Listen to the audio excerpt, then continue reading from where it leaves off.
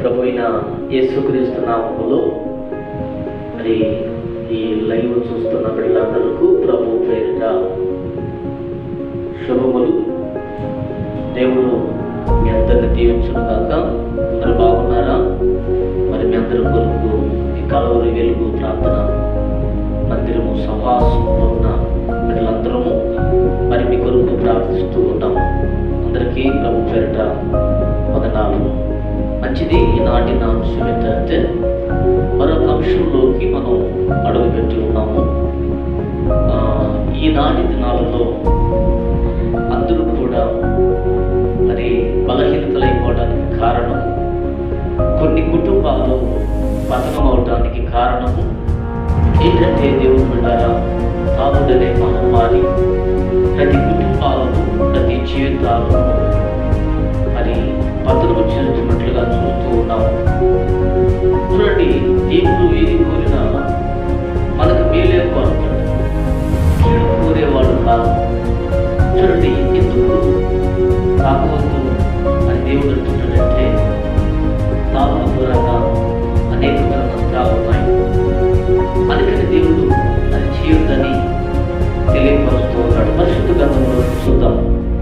సామెతల గ్రంథము 23వ అధ్యాయము 19వ వచనం.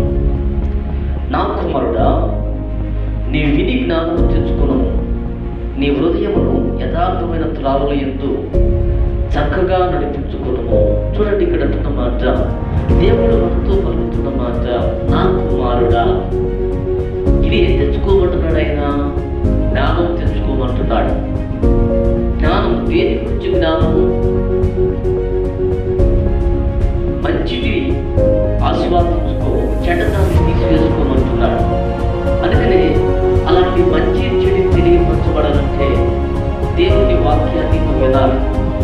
దేవుని వాక్యం, దేవుడు పరిశుద్ధాత్మ దేవుడు, వాక్యమైన దేవుడు మనతో ఏం మాట్లాడుతున్నాడో అది మనం ఖచ్చితంగా చూసిన వాళ్ళగా ఉండాలి. దేవుడు పిల్లల అందుకని నా కుమారుడా, నీవు ఇది జ్ఞానం తెచ్చుకోవడము. దేవుని వాక్యాన్ని మనం వినాలి. ఎందుకంటే మన మేలు కొరకు, మన బాధ కొరకు దేవుడు మనతో మాట్లాడుతున్నాడు. ఎందుకు దేవుడు ఆయన నీ హృదయము యథార్థమైన త్రావుల యందు చక్కగా నడుపుకునము అంటున్నాడు. యథార్థ హృదయంతో నడుచుకుంటే ఈనాడు హృదయము ఎంత భయంకర స్థితిలో పాడవడానికి కారణము మనం చూస్తూ ఉన్నాం. ఎందరో తాగుబోతులు, కుటుంబాలు పతనమైపోతూ ఉన్నాయి, కుటుంబాలు చందాదిగురవుతున్నాయి, కుటుంబాలు మరి భయంకరమైన దరిద్రత తెచ్చుకుంటూ ఉన్నాం. కారణం ఏంటంటే దేవుడు మాటను మనం వినలేకపోతున్నాం. దేవుడు చూస్తున్న మాట మన మంచి కోసమే కదా. తాగుదని ఎందుకు అంటున్నాడంటే పిల్లరా, సామెతల గ్రంథం 23వ అధ్యాయము 20వ వచనం అంటున్నాడు, ద్రాక్షారసము త్రాగువానితో నిన్ను, మాంసం ఎచ్చుగా తినవారితోనైనను సహవాసము చేయకము. ఇక్కడ ద్రాక్షారసము త్రాగువారితోనైనను, మాంసము ఎచ్చుగా తినవారితోనైనను సహవాసము చేయకము అంటున్నాడు. చూడండి, ఇక్కడ 3 కారణాలు మనకు కనపడుతున్నాయి. ద్రాక్షారసం గురించి తాగొద్దు అంటున్నాడు, మాంసం ఎచ్చుగా తిన వారితో సహవాసము చేయవద్దు అని మాట్లాడుతున్నాడు. ఎందుకైనా అలా మాట్లాడుతున్నాడు ఆలోచించండి. ఈ 3 మనకి నష్టాన్ని కలుగు చేస్తాయని దేవుని వాక్యం తెలియపరచబడుతుంది. అందుకనే దేవుడు మనతో మాట్లాడుతున్నాడు. నష్టాన్ని తెచ్చే వాటిని మనం తెచ్చుకోగలుగుతామా? దేవుడు మంచిని ఆస్వాదించి చెడు వాటిని విడిచిపెట్టమంటున్నాడు. చెడు ద్వారాగా మన బ్రతుకు, మన హృదయాలు పాడైపోతాయి.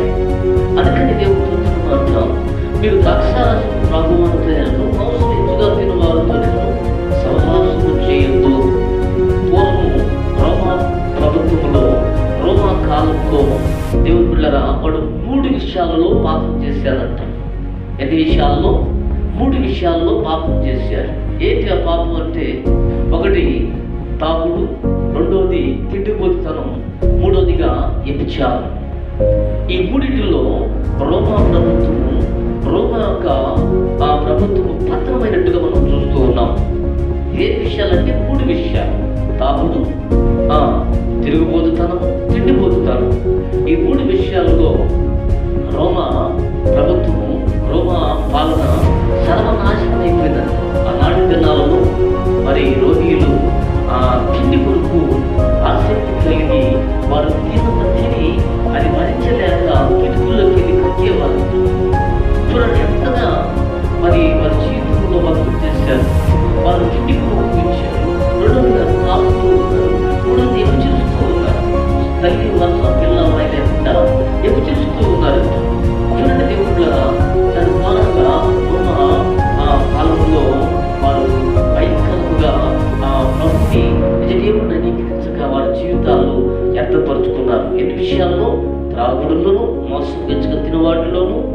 వారు చూసినట్లయితే విచారంలో మరి రోమికులు మరి పాపం చేసినట్లుగా మనం చూస్తూ ఉన్నాం.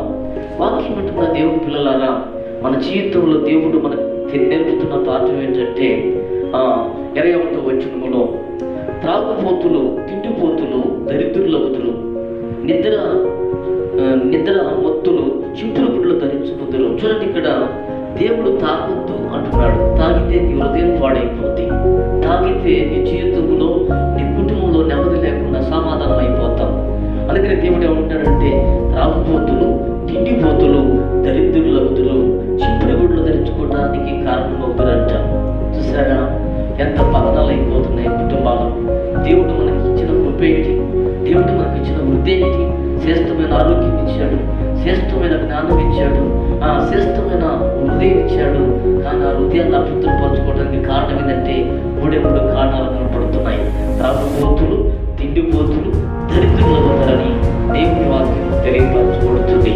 పిల్లగా అందుకనే మనం దరిద్ర స్థితిలో ఉండడానికి కారణము కుటుంబాల నాడు ఎంతగానో కుంగిపోవడానికి కారణం, ఎంతగానో దరిద్రంగా అనుభవించడానికి కారణం దేవుడా ఈ తాగుడని మహమ్మారి ప్రతి కుటుంబాన్ని కూడా పతనం చేస్తుంది.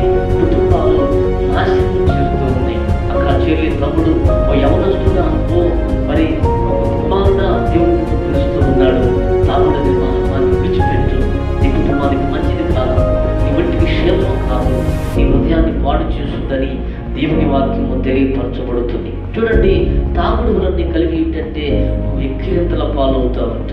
ఒక తల్లి ఏం చేసిందంటే ఆ భార్య మరి ఆ వంట భర్త తాగుపోతూ బాగా గట్టి తాగుతున్నాడని చెప్పేసంట ఏగా స్కూల్కి అతన్ని పంపించిందంట. ఏగా స్కూల్కి పంపిస్తే అతన్ని అతను మాట్లాడని చూస్తే అక్కడ మరి 2 వారాలు అతను ఏగా స్కూల్లో ఉంచిందంట. ఉచిత ప్రేమ దేవుని పిల్లరా, అక్కడ ఆయన ఏం చేశాడంటే మరి ఏమైనా ఆ ఏగా స్కూల్ నుంచి ఆ తల్లి వచ్చిందంట వారికి.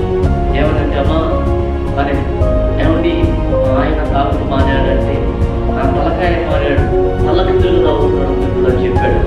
చూడండి, తాగు యొక్క జీవితంలో ఎంతో భయంకరంతో. అందుకనే ఈ తాగుడు మహమ్మారి నేనేం చేస్తుందంట ఎక్కడిద్దరు పాపం చేస్తుందని దేవుని వాక్యం తెలియపరచబడుతుంది. అందుకని సామెతల గ్రంథము 20 ద్రాక్షారసము ఎక్కడిద్దరు పాలు చేయు, మద్యము అల్లరి పుట్టించు, దాని వశము వారందరూ జ్ఞానం లేని వారు అవుతారంట. చూడండి, తాగితే మనిషి జీవితంలో జ్ఞానం కోల్పోతాడంట. ఈనాటి జీవితాల్లో మనం చూస్తూ ఉన్నాం. తాగుడు వలన ఎన్నో కుటుంబాలు పతనం అయిపోతున్నాయి, దరిద్ర స్థితిలో ఉంటూ ఉన్నాయి. దేవుని పిల్లల కారణం ఏంటంటే ఆ కుటుంబ వ్యవస్థని దేవుడు దీవించాడు. దరిద్రతలో ఉండాలని దేవుడు కుటుంబ వ్యవస్థని సిద్ధపరచలేదు, కానీ ఆ కుటుంబ వ్యవస్థని దేవుడు ఎలా ఉంచాడంటే ఆయన దీవించాడు. కానీ కేవలం మనం మరి ఈ యొక్క లోకంలో మరి యొక్క బానిస బ్రతుకులో ఈ తాగుడనే మహమ్మారిలో పడి మన జీవితాలను మనం వ్యర్థపరుచుకుంటూ ఉన్నాం. అయితే దేవుడు అంటున్నాడు, నా కుమారుడా, నీ హృదయమును యథార్థమైన త్రావులందు చక్కగా నడుపుకో. హృదయం పాడైపోయిందంటే తలంపులు పాడైపోతాయి, మనసు పాడైపోద్ది, ఊహలు పాడైపోతాయి, చెడ తలంపులు ఉంటాయి, నీ కుటుంబంలో ఉంటుంది. అందుకని దేవుడు అంటున్న మాట మనం గమనించాలి. చూసారా, అక్కడ అంటున్న మాట మనం చూస్తే ద్రాక్షారసం ఎక్కిరింతల పాలు చేయను, మట్టి అల్లరి పుట్టించు, దాని వశం వారు జ్ఞానము లేని వారు అంటున్నాడు. చూడండి, ఈ తాగుడు వలన ఎన్నో శ్రమలు అనిపిస్తున్నారు కుటుంబాలు. ఒక తండ్రి అంట రోజు తాగుతూ వస్తూ ఉన్నాడంట, పగలల్లా పనిచేస్తూ ఉన్నాడు. రాత్రి ఫుల్లో దాగి వస్తున్నాడంట. ఆమెకి ఒక 2 పిల్లలు ఉన్నారు ఆ భార్యకి. అయితే 2 పిల్లలు కూడా ఏం చేస్తారంటే ఒకటి చిన్నవాడు, ఒక పెద్దవాడు అలా ఉన్నారు. రోజు తాగి పొలాల్లో పనిచేస్తున్నాడు, పువ్వులు దాగి కూర్చోబోతున్నాడు. తెల్లగట్లు మళ్ళా ఉదయాలు వేసి ఏమా వంట అయినా అడిగి పోవాలని చూపించబడుతున్నాడంట. ఆ శివుడు చిన్నపిల్ల ఒక పిల్లుండి ఉంటుంది, నానా అని అడిగిందంట. ఏంటమ్మా అంటే, ఈరోజు పనికి వెళ్తున్నావా? వెళ్తున్నా. వెళ్ళేటప్పుడు నీకు ఒక మాట నేను తెలియపరచాలనుకుంటున్నా నాన్న అన్నంట. ఏంటమ్మా ఏంటి అనంటే, ఏం లేదు, వచ్చేటప్పుడు 3 చెప్పులు కొనుక్కరమ్మందంట.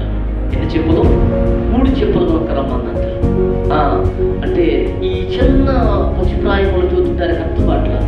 ఏంటమ్మా 3 చెప్పులు అంటే, ఏం లేదు నాన్న, అమ్మకు ఒక చెప్ప, తమ్ముడికి ఒక చెప్ప, నాకు ఒక చెప్పిస్తే మేము ముగ్గురు అడుగుకుంటా ఉంటాం, రోజు ముగ్గురు తాగి ఇంటికి వచ్చి ఆగి కొనుక్కోవచ్చు నాన్న అని అంటారు. చూసారా దేవుని పిల్లరా, ఆ తండ్రి స్వరంలో ఆ కుమార్తె మాట్లాడుతున్న విధానాన్ని చూసి ఆ తండ్రి కంటే తన హృదయం అంతా కరిగిపోయిందంట. పిల్లరా, మన జీవితాల్లో ఆలోచించండి, తాగు వలన కుటుంబం ఎంత స్థితిలో ఉందో, ఎంత దరిద్రం అనిపిస్తుందో ఆలోచించు. ఆ చిన్న పసిపిల్ల ఆ తండ్రి మాటలు మాట్లాడుతుంటే ఆ తండ్రి హృదయం కదిలించబడదంట. దేవునికి స్తోత్రం కలుగుతారు. అప్పుడు దేవుడు పిల్లరా, ఆ తండ్రి ఆ రోజు నుంచి కుమార్తె చెప్పిన మాటలు కన్నీరు కాల్చి ఆ తాగుడనే మహమ్మారిని విడిచిపెట్టాడు.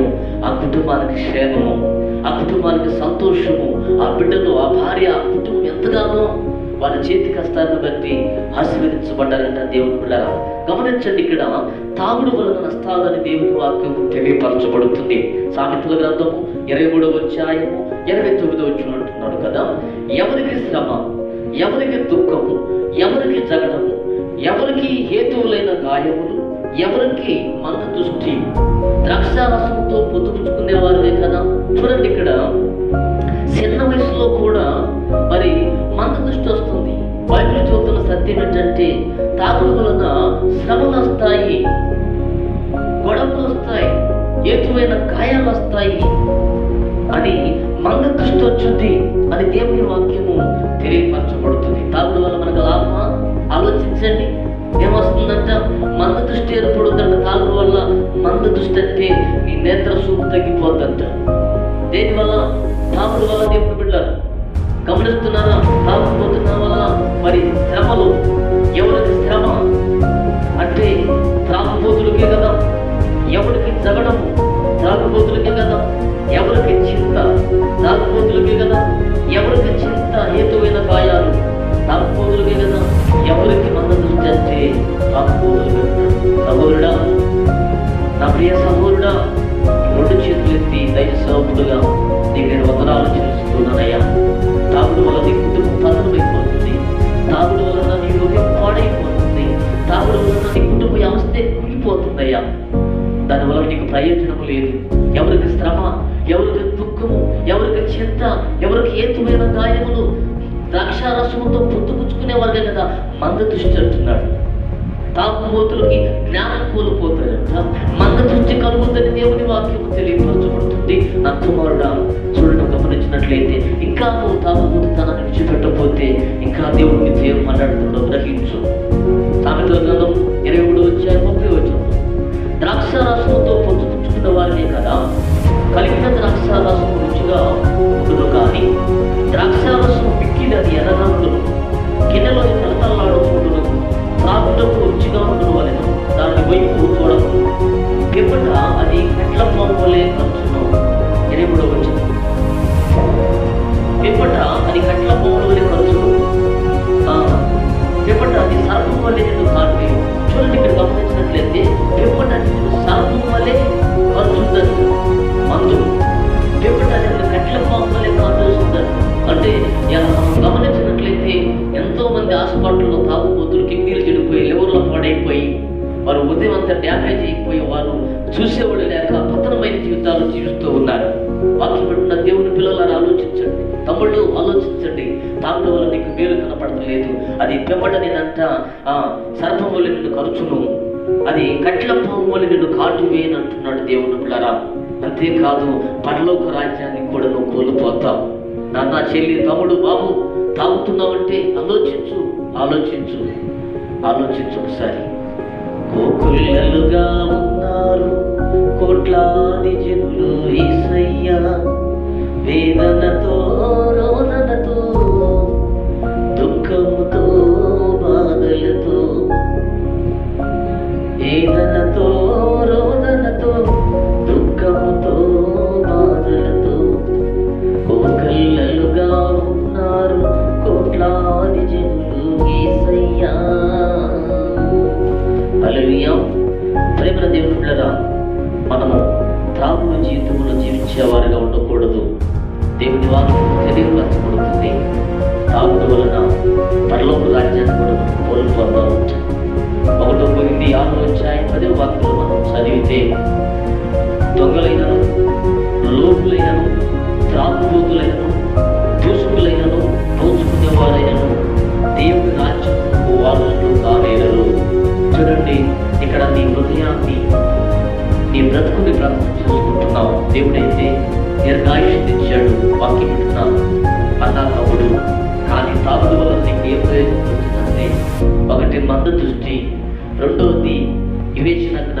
కోల్పోతావు. మూడోదిగా మనం గమనించినట్లయితే నీవు పరలోక రాజ్యానికి అర్హత కోల్పోతావు.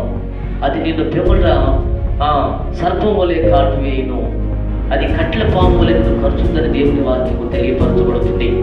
వాక్యం ఉంటున్న నీవు నేను తాగుడు నువ్వు జీవితం ఎంత పతనంలో నడిపిస్తుందో, తాగుడు ఎంత కుటుంబాలను పతనం చేస్తుందో ఆలోచించయ్యా తమ్ముడు, ఆలోచించు అన్న దేవుడు నీతో మాట్లాడుతున్నాడు. నీ హృదయమును చక్కగా యథార్థమైన త్రాగుల యందు నడిపించుకోమంటున్నాడు.